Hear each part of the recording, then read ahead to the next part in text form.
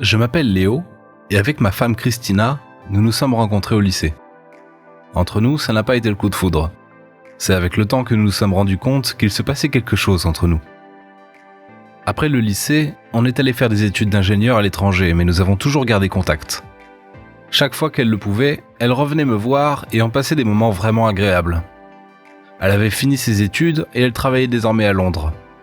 Elle avait acheté un appartement à Paris. C'est là que nous habitions lorsqu'elle venait me voir. Nous avons toujours parlé de vivre ensemble, mais on ne savait pas qui allait abandonner sa vie pour rejoindre l'autre. Un été, Christina avait passé un mois avec moi, ensuite elle est retournée à Londres. On s'appelait aussi souvent qu'on le pouvait. 4 mois après son départ, elle m'a passé un coup de fil pour m'informer qu'elle allait venir en France et qu'elle souhaitait me parler. J'étais vraiment content. Je suis allé à l'appartement et j'ai fait le ménage avant qu'elle n'arrive. Je suis passé dans le restaurant chinois qu'elle adorait et je nous ai pris 2 menus B. J'ai ensuite acheté une bouteille de champagne. Christina est arrivée le soir et elle rayonnait. Elle m'a embrassé en me voyant, mais lorsque je lui ai présenté la table que j'avais préparée, ses traits se sont affaissés. Elle s'est installée sur le canapé et m'a invité à prendre place à côté d'elle. Elle a sorti des papiers de son sac et me les a tendus ainsi qu'un test de grossesse positif. Je ne savais pas quoi penser. Alors, je n'ai rien dit. Elle n'arrêtait pas de me regarder. « Dis quelque chose, Léo », répétait-elle. « Je ne sais pas quoi dire, Christina. Je croyais que tu avais un stérilet et le rapport dit que tu es enceinte de 5 mois. Pourtant, tu n'en as pas l'air. Alors dis-moi la vérité. » C'était exactement ce que je n'aurais pas dû dire. Elle s'est levée d'un bond et elle était en colère. Elle a dit que je n'étais qu'un crétin, qu'elle n'avait jamais couché avec quelqu'un d'autre avant moi et qu'elle faisait un déni de grossesse jusqu'à ce qu'elle tombe malade il y a 2 semaines. C'est là que le médecin lui avait informé qu'elle attendait un bébé. Elle était folle de rage. Elle a ramassé ses affaires et avant de partir, elle s'est tournée vers moi et elle m'a dit « Le jour où tu auras décidé d'être moins con, tu sais où me trouver.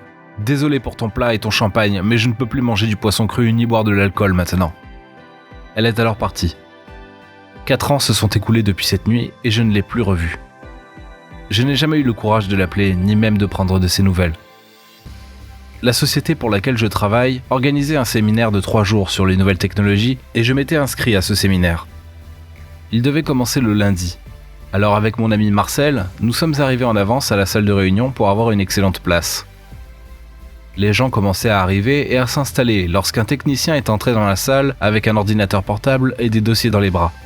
Il les a posés sur le bureau et il s'est mis à brancher l'ordinateur pour le raccorder au projecteur. L'écran s'est allumé et l'image d'une femme s'est affichée. La femme portait une fillette qui ne devait pas avoir plus de 5 ans en califourchon sur ses épaules et 2 fillettes d'à peine 2 ans dans chaque bras. L'image était loin pour qu'on distingue leur visage, mais on voyait bien qu'elles souriaient. Plusieurs photos ont ensuite défilé avant que l'une d'elles n'attire mon attention. Il s'agissait d'une femme qui portait un jean noir avec des bottes de pluie de la même couleur, un pull blanc et un manteau noir et blanc. On voyait clairement qu'elle était enceinte de plusieurs mois déjà et elle tenait 2 chiens au bout d'une laisse. La femme sur la photo était Christina. Et elle marchait à côté d'un homme que je ne connaissais pas, qui semblait rire à une blague. La porte s'est ouverte au même moment et mon cœur a failli rater un battement. Christina venait d'entrer dans la pièce. Elle balaya la salle du regard et s'attarda 2 secondes sur moi avant de se diriger vers le bureau et d'y déposer son sac. Je ne savais pas si elle m'avait vu. Elle était encore plus ravissante que dans mes souvenirs. Pendant le déroulement de la conférence, j'ai gardé les yeux baissés. J'avais honte. À la fin de la journée, je suis allé la voir, mais elle ne voulait pas me parler. Elle disait qu'il faut qu'elle s'en aille, et au même moment, j'ai vu une Jeep klaxonner à l'autre bout de la rue. Au volant, j'ai reconnu Malia, sa sœur, mais il y avait une fillette à l'arrière qui a crié « Tu viens, maman ?» au moment où la vitre se baissait. Christina est partie et je suis resté là comme un imbécile ne sachant pas quoi faire. Elle avait parfaitement raison, c'était totalement de ma faute. J'ai dû lui donner rendez-vous, pour parler. Je voulais la voir, mais aussi voir mon enfant, et j'étais prêt à faire n'importe quoi. Christina avait accepté de me voir. Ce qu'elle m'avait appris était plus dur que je ne l'avais imaginé. Elle avait eu une grossesse très difficile, et elle avait même failli perdre le bébé. Ce bébé qu'elle avait appelé Christina Rose. 2 ans après la naissance de Christina Rose, elle avait adopté 2 jumelles, fondant ainsi sa propre famille. Ma fille ne me connaissait pas. Elle n'avait pas pris la peine de lui parler de moi, et je comprends parfaitement. J'ai dit qu'elle ne me connaissait pas parce que c'est différent aujourd'hui. Elle sait qui je suis et je dois vous avouer que la première fois où je l'ai entendu m'appeler papa, j'ai failli fondre en larmes. Christina a fait du bon boulot avec notre petite Rosie. Elle l'a élevée mieux que je ne l'aurais jamais fait. Ça n'a pas été facile pour moi de revenir dans la vie de Christina, mais j'étais prêt à tout, alors je n'ai pas lâché l'affaire.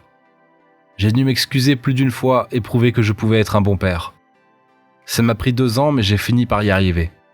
J'ai aujourd'hui le droit de la garder 1 mois sur 2 pendant l'été, et une fois nous avons même passé un Noël tous ensemble dans l'appartement. Il n'y a plus d'animosité entre Christina et moi, mais je ne pourrais pas dire si elle m'a pardonné ou pas. Mais je compte bien la récupérer maintenant que je sais qu'elle n'a personne dans sa vie. Je vous raconte mon histoire pour éviter que quelqu'un d'autre ne fasse la même bêtise que moi.